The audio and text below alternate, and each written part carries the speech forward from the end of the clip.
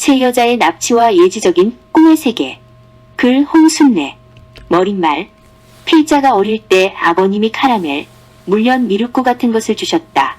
달짝지근한 것으로 맛있게 먹었던 기억이 난다. 하지만 다음날 대변을 보면 그 속에 가느다랗고 하얀 벌레들이 꿈틀거리고 있었다. 그랬다. 아버님이 주신 것은 회충약이었던 것이다. 문학이론의 문학당이설이라고 있다. 작가가 하고 싶은 이야기인 교훈적인 주제나 가치관, 인생관을 효율적으로 독자들에게 전달하기 위해서 사탕발림의 흥미있는 이야기 속에 담아내고 있기에 독자는 소설을 읽으면서 자신도 모르게 빠져들어 가고 있는 것이다. 필자는 그동안 홍해몽에 관해서만 10권의 저서를 출간한 바 있다.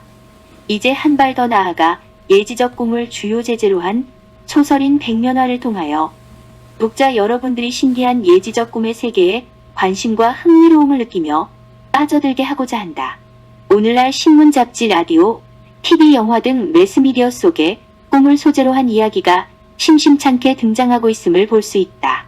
또한 마이너리티 리포트와 같이 예지적인 꿈을 소재로 한 영화라든지 소설 작품에서도 꿈은 주요한 모티프로 활용되고 있다.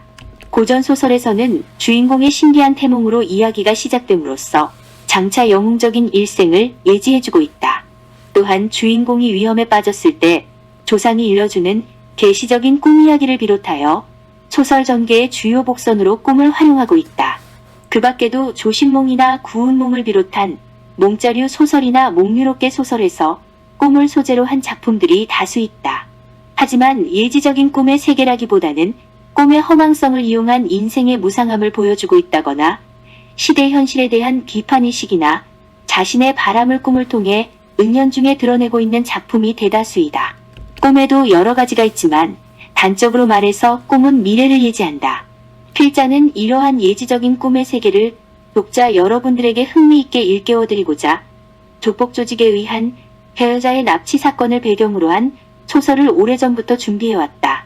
하지만 10여 년 이상의 오랜 세월을 소설을 써야 한다 하면서도 머뭇머뭇 망설이면서 비밀일기를 적듯이 부끄러운 진행으로 남아있었다.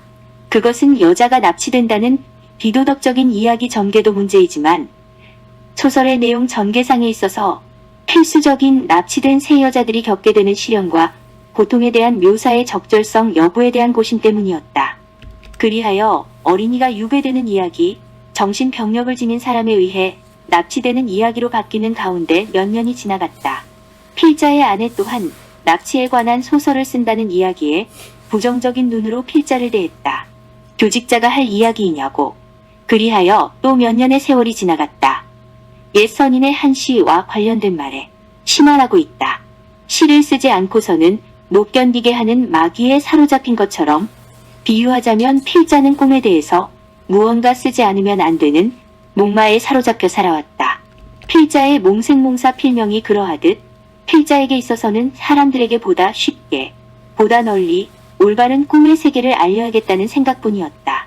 그러기 위해서 사람들에게 보다 흥미있게 예지적인 꿈의 세계로 안내하고 꿈에 대한 올바른 이해를 갖게 하기 위해서 흥미있는 이야기인 납치에 관한 소설 형식을 빌려야 한다는 것에 대한 확신은 버릴 수 없었다. 어느덧 필자의 나이 50대 중반을 넘어섰다.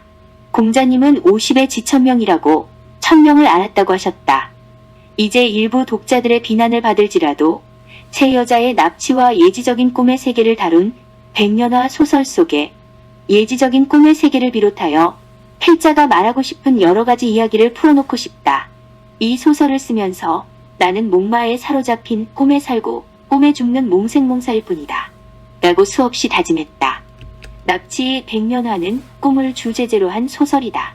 은퇴한 조폭 조직에 의해 미모의 세 여자가 서울교회의 비밀요정인 피라미드의 지하 비밀룸에 납치되어 손님들에게 애교 띤 술자리 접대를 위한 백년화 아가씨로 시련을 겪게 되는 세 여자의 실종 사건을 추적해 나가고 있다. 사건의 단서는 없는 가운데 여자들의 실종 사건에 관심을 지닌 신문사 여기자 그녀에게 호의적인 형사가 사건 해결에 적극적으로 나서게 되고 납치된 세 여자 및 주변 친지의 예지적인 꿈 이야기 속에서 사건의 단서를 찾아 해결해 나가는 과정을 담고 있다. 소설은 허구로 꾸며낸 이야기라고 하지만 고백하자면 이 작품 속에 나오는 이야기들은 거의 대부분 실제 일어난 이야기에 바탕을 두고 있다.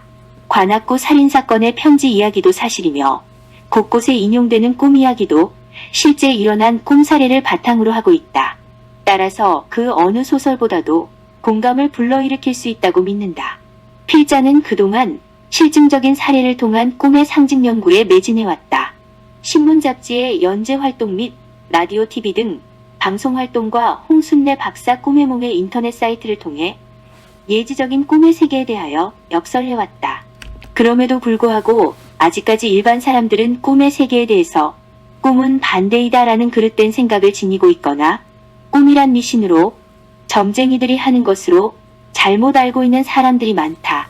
심지어 나는 하나님을 믿기 때문에 꿈을 믿기가 그렇다는 말을 하는 사람들이 있는가 하면 포인트를 들먹여서 억눌린 욕망이 꿈으로 표출되는 것으로만 잘못 알고 있으며 예지적인 꿈의 세계에 대해서는 부정시하고 있다.